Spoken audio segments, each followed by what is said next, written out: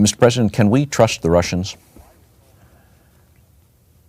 Well, I recall talking to Manuel Brosio, the former Secretary General of NATO, a great Italian diplomat who served 6 years in Moscow before he came to the United States.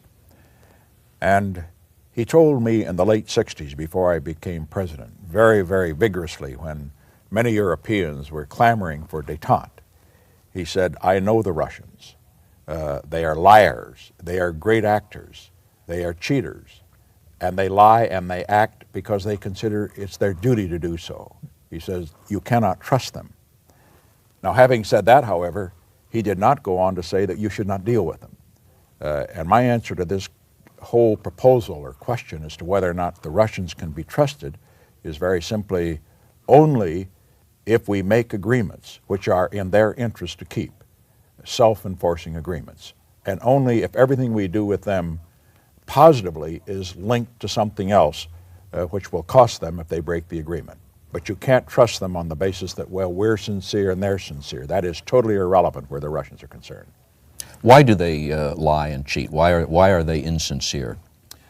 The reason is that their goal is very different from ours. To simplify it, our goal is peace, is an end in itself, and their goal is victory. And whether it's peace or war, it's a means to the end of victory, the Soviet or Russian or communist domination of the world. And under Marxist-Leninist teachings, you use any means to achieve that great goal. And if it requires that you lie and you cheat, you lie and you cheat. Now, under the circumstances, we simply do not follow that particular type of, quote, morality, unquote.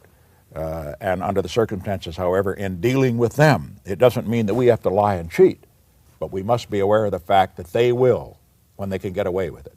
But on the other hand, you can deal with them and they will keep a deal if you make it on the basis that will serve their interests and ours.